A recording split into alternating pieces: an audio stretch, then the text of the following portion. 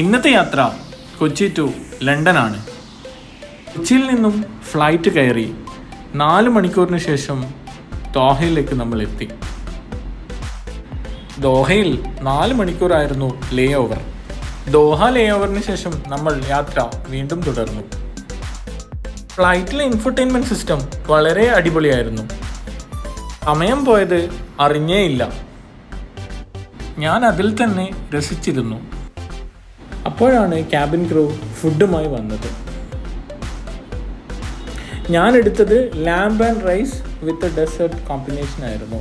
അതിൽ ഡെസേർട്ട് അടിപൊളിയായിരുന്നു. നീണ്ട 16 മണിക്കൂർ യാത്രയ്ക്ക് ശേഷം ഫൈനലി നമ്മൾ ലണ്ടനിൽ ലാൻഡ് ചെയ്തു. ഇമിഗ്രേഷന് ശേഷം നമ്മൾ പുറത്തിറങ്ങി. പിന്നെ പോയത് നേരെ റൂമിലേക്കായിരുന്നു.